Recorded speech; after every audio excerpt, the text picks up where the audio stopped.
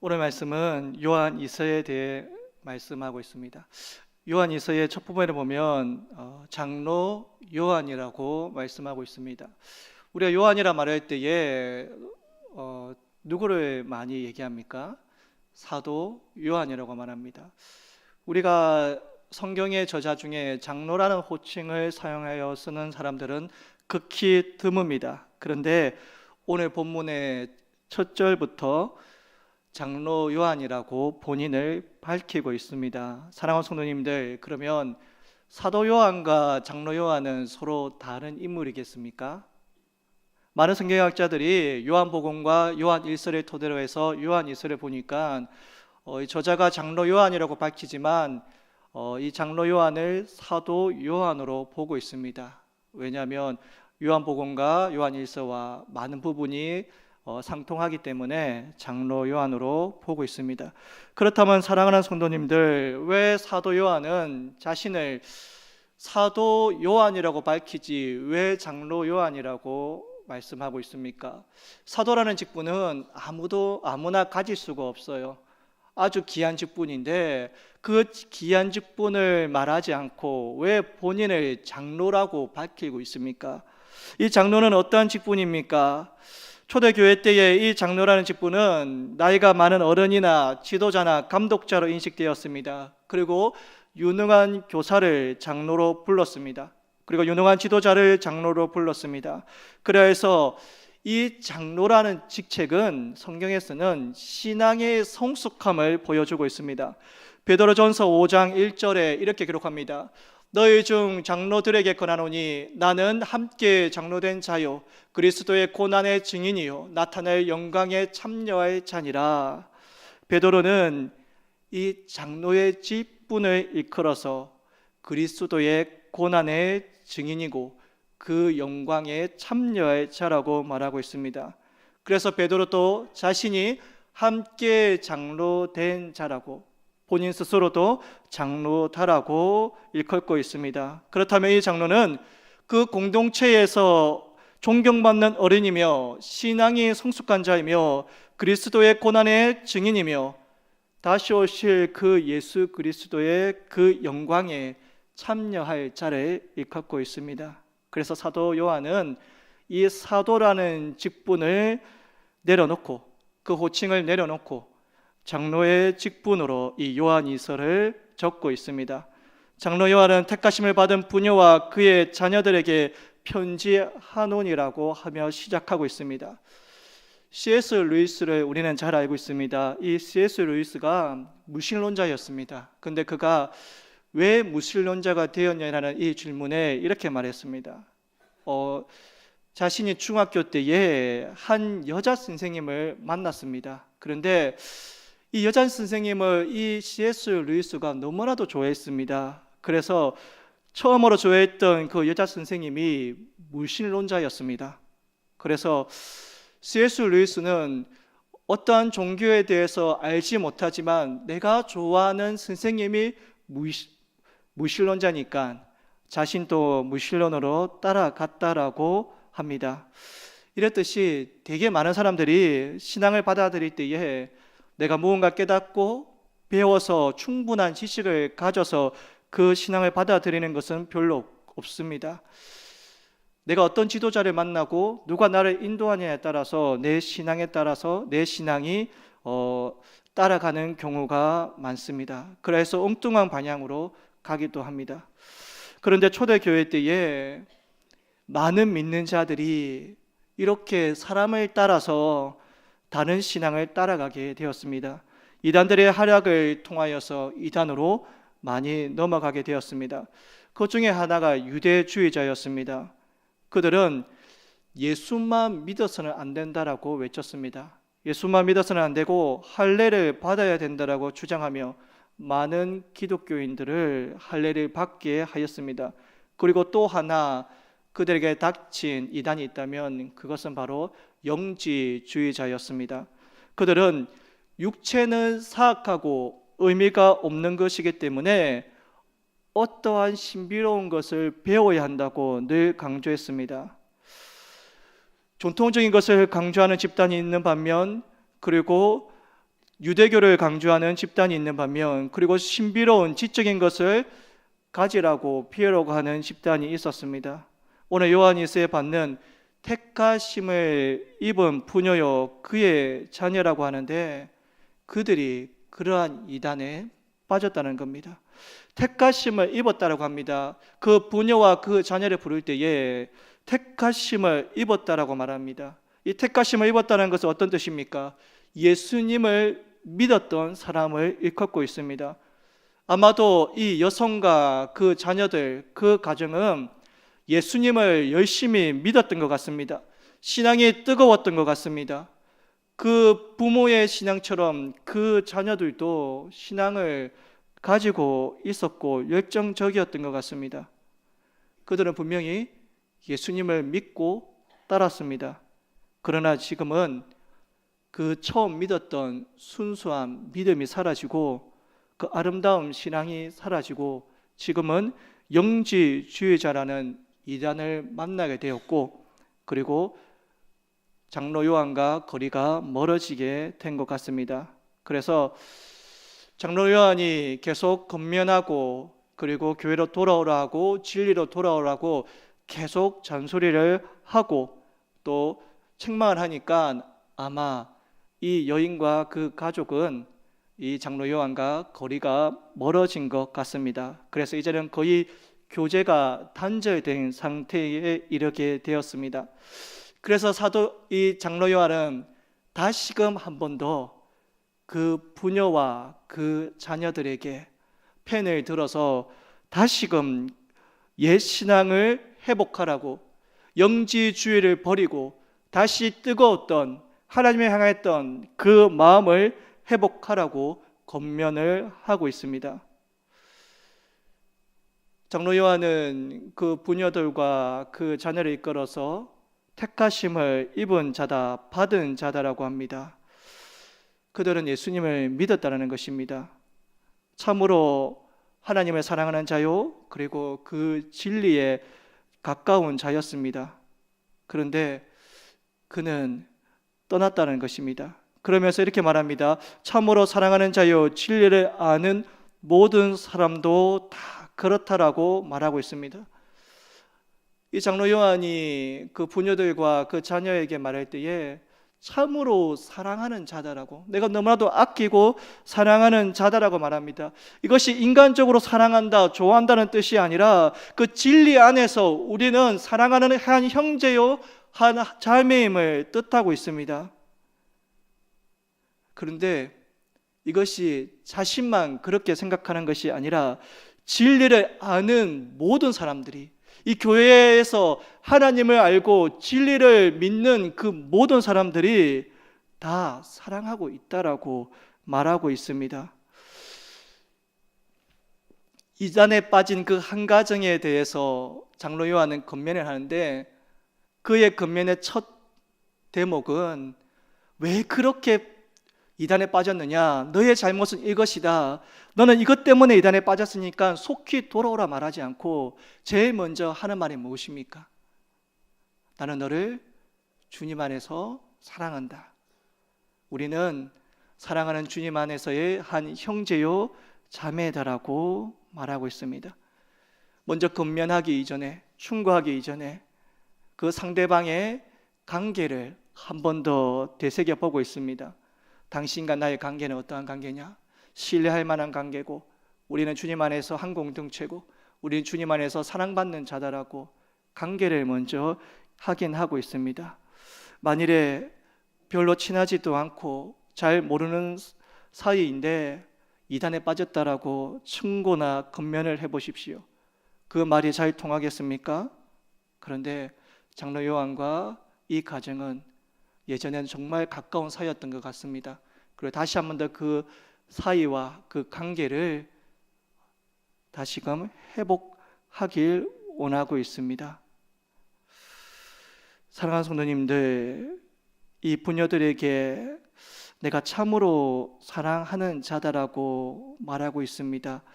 만일에 우리가 우리 청소년이나 우리 자녀들에게, 우리 청년들에게 먼저 충고하고 권면하기 이전에 내가 얼마나 나의 자녀를 사랑하고 있고 나의 청소년들과 청년들을 사랑하고 있는지 보여주어야 할 것입니다. 기독교가 이단들보다 더 강한 게 무엇이겠습니까? 바로 이 사랑이라는 것입니다. 저희 교회 한 성도님을 제가 알고 있습니다. 그 성도님은 그 딸이 신천지에 빠졌습니다.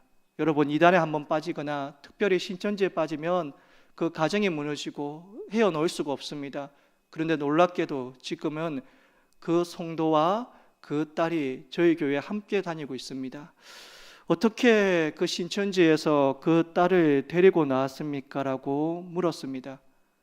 그때 그 성도가 하는 말은 저와 저의 딸은 너무나도 사랑하고 있기 때문에 저희 딸이 나를 신뢰해 주었습니다. 나를 믿고 따라와 주었습니다. 라고 하였습니다. 사랑하는 성도님들, 그 딸이 나의 엄마가 나를 얼마나 사랑하는지 알았습니다.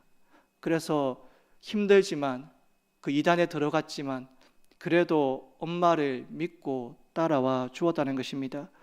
그래서 죄인을 사랑할 수 없는 기독교라면 우리는 한 사람도 설득할 수 있는 힘이 없는 것입니다. 우리 기독교는 사랑의 종교입니다. 지금 이 교회와 이 여인과는 단절된 상태입니다. 장로 요한과 이 여인의 가족은 단절된 상태입니다. 잘못된 가르침이 들어와서 예전에는 가깝고 서로 사랑하는 관계였지만 이제는 멀어지게 되었습니다. 그래서 이제는 사도 요한이, 장로 요한이 더 이상 멀어지지 말고 이 기회에 과감하게 다시금 회복되어라는 그 뜻으로 편지를 적고 있습니다. 그렇다면 사랑하는 성도님들, 이 여인이, 이 가정이 왜 이단으로 넘어갔을까요? 많은 이유가 있을 것입니다. 그 중에 하나는 바로 새로운 가르침이었을 것입니다. 성경에 없는, 그리고 철학적이고 신비적인 것들, 그것을 가르쳐 주면서 굉장한 자부심과 영적 짜릿함을 맛보게 해 주었을 것입니다. 우리가 때로는 너무나도 많은 말씀이 듣기에 식상해질 때가 있습니다. 그래서 무엇을 찾느냐? 새로운 것을 찾습니다. 새롭게 얘기해주고, 그리고 특별한 것을 얘기해주고, 그래서 식상한 것이 아니라 다른 것을 찾을 때가 있습니다. 그런데 사랑하는 성도님들, 그러한 지식이, 성경 외의 지식이 우리를 구원을 주지 않습니다. 우리에게 구원의 확신을 주지 않습니다. 이렇게 이 여인은 한 단계를 지나고 또 다른 단계를 지나고 계속해서 다른 곳으로 가게 되었습니다. 그리고 끝까지 그는 돌아오지 않았습니다. 그러하여서 장로 요한은 그에게 다시금 돌아오라고 편지를 하고 있습니다. 그리고 다시금 사랑을 회복하자라고 말하고 있습니다. 우리 말씀 가운데 사랑이 없다면, 내가 배우는 그것 가운데 평안함이 없다면 그것은 잘못된 것입니다. 우리는 그 사랑 안에서 거해야 될 줄 믿습니다. 6절 상반절에 이렇게 기록합니다. 또 사랑은 이것이니 우리가 그 계명을 따라 행하는 것이요. 무엇이라 말합니까? 우리가 말씀을 배우고 그리고 그것대로 사는 것이 바로 하나님의 사랑이다. 사랑 안에 거한다라고 말합니다. 왜냐하면 성경 말씀은 하나님의 사랑의 말씀이고 편지이기 때문에 그렇습니다. 그대로 살면 반드시 우리 심령 가운데서는 사랑이 넘쳐나게 됩니다. 왜냐하면 하나님의 말씀은 사랑의 능력이기 때문에 그렇습니다. 드디어 사도 요한은 계속해서 편지를 적으면서 이 가정 가운데, 이 여인 가운데 무엇이 잘못되었는지, 영지주의자가 왜 잘못되었는지에 대해서 기록하고 있습니다. 7절 말씀에 이렇게 기록합니다. 미혹하는 자가 세상에 많이 나왔나니 이는 예수 그리스도께서 육체로 오심을 부인하는 자라. 이런 자가 미혹하는 자요 적 그리스도니라고 말씀합니다. 영지주의자는 철학에서 나왔습니다. 그리스도 철학에서 사람을 이분법으로 나누었습니다. 어떻게 나누었느냐? 영혼은 거룩하고 육체는 악하다라고, 부정하다고 주장하였습니다. 그래서 이 악한 육체 가운데 영혼이 갇혀 있다는 겁니다. 그래서 이 거룩한 영혼이, 깨끗한 영혼이 이 육체의 감옥에서 벗어나 영생을 이루어야 된다라고 주장했습니다. 너무나도 솔깃합니다. 그리고 이 영지주의자나 이 그리스도 철학자들이 고민한 것을 우리는 충분히 이해할 수 있습니다. 우리 스스로 육체는 흙으로 만들었고 이 영혼은 하나님의 형상대로 만들었다고 생각하고, 그래서 육체보다 영혼이 더 고귀하다라고 생각하기도 합니다. 그리고 무언가 특별해지려고도 합니다. 더 나아가서는 우리가 불교에서는 해탈이라고도 부릅니다. 뭔가 우리가 신비한 지식을 얻어서 지금 내가 가지고 있는 이 육체의 종로를 벗어나서 무언가 새로운 것을 얻어야 된다, 해탈해야 된다라고 생각도 합니다. 그리고 더 나아가 그들은 예수님께서 부활하심을 인정할 수가 없었습니다. 특별히 그 육체의 부활을 인정할 수가 없습니다. 왜 그렇습니까? 육체는 악하기 때문에 거룩한 예수님께서 부활하셨는데 어떻게 이 악한 육체를 다시 입을 수 있느냐? 그래서 그들은 육체의 부활을 인정하지 아니하였습니다. 사랑하는 성도님들, 하나님의 진리 가운데 중요한 것은 하나님께서 우리에게 이 몸을 창조하시고 이 육체를 우리에게 주셨다는 것입니다. 하나님께서는 우리에게 영혼만 구원시켜 주는 것이 아니라 이 육체까지도 구원시켜 주심을 믿으시길 바랍니다. 사도행전 1장 6절에 이렇게 기록합니다. 이 말씀을 마치시고 그들이 보는 데 올려져 가시니 구름이 그를 가리어 보이지 않게 하더라. 예수님께서 부활하시고 승천하실 때의 모습입니다. 어떻게 기록합니까? 이 말씀을 마치고 그들이 보는데, 예수님의 승천하는 모습을 수많은 제자들이 봤다는 것입니다. 이것이 무엇을 증명합니까? 영혼은 우리의 눈에 보이지 않습니다.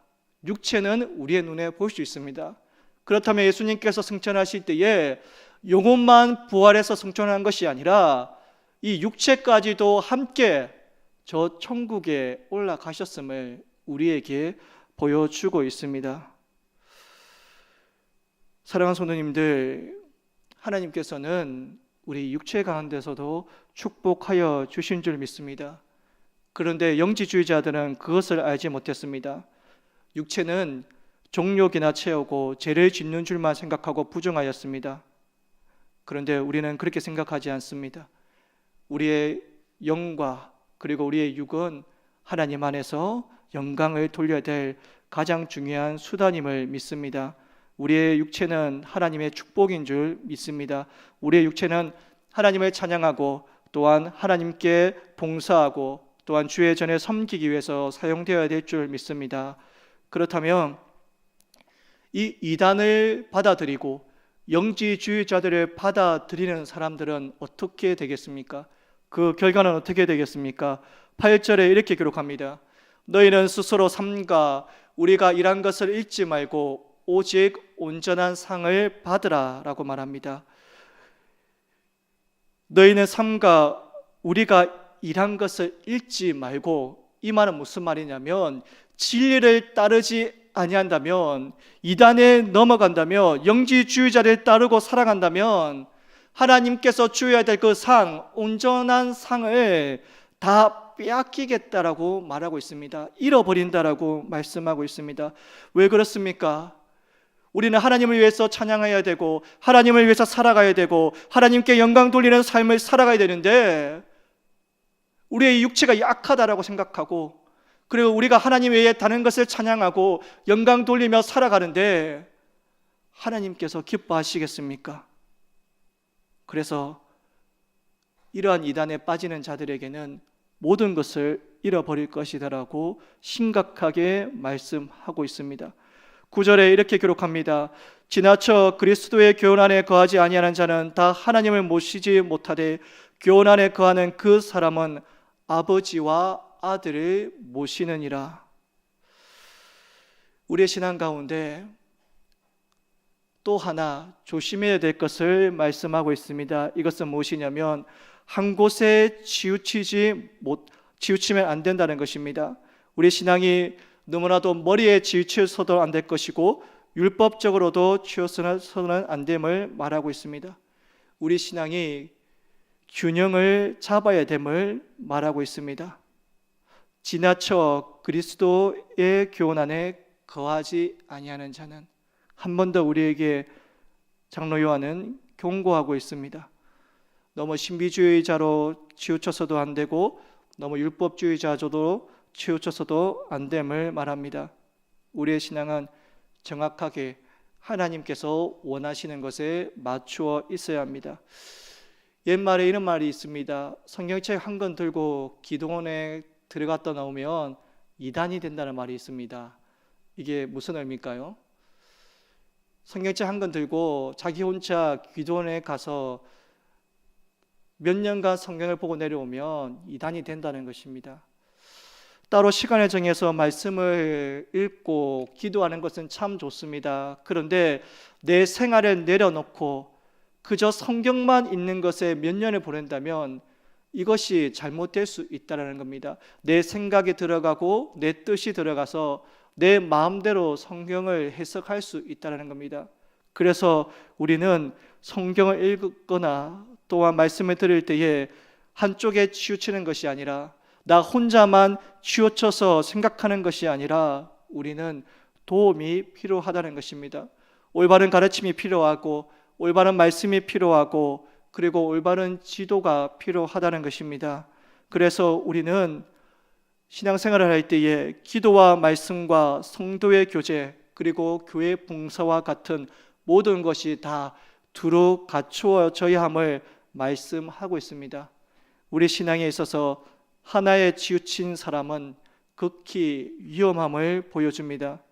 그러면 사랑하는 성도님들, 우리가 신앙생활 할 때에 한쪽에 치우치지 말고 그렇게 살아가야 되는데, 그렇다고 하여서 우리가 잘못되었 것과 그리고 성경의 가르침과 한 다리씩 양다리에 거쳐서 살아서도 안 될 것입니다. 우리는 결단을 내려서 이단을 막아야 될 것이고 이단의 사슬에서 떠나야 될 것이고, 그렇다고 해서 나 혼자 한 곳에 치우쳐서도 안 될 것입니다.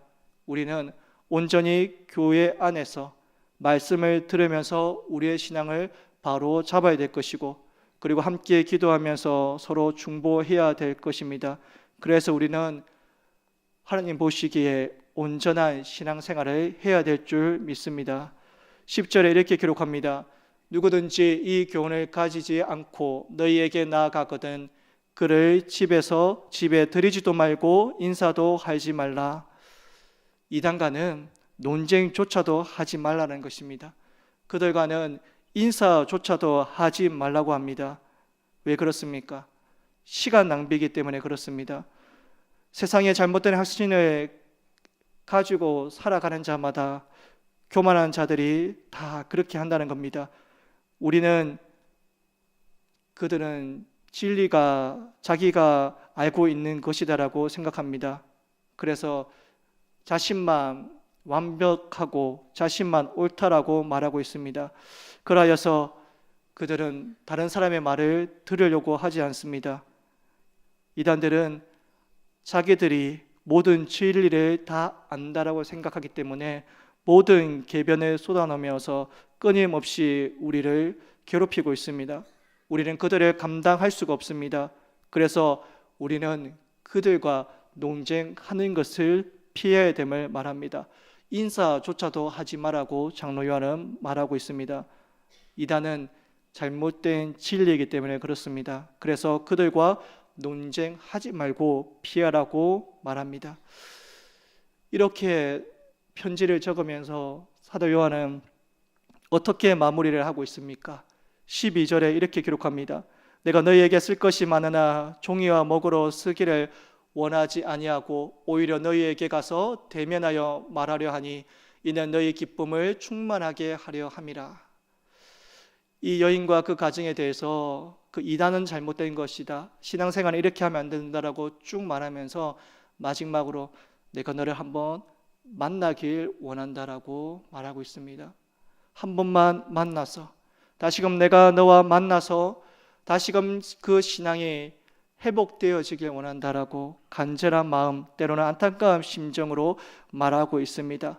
이 편지의 끝부분에 보면 정말 이 장로 요한이 그 가정을 얼마나 생각하고 있는지 우리는 볼 수 있습니다.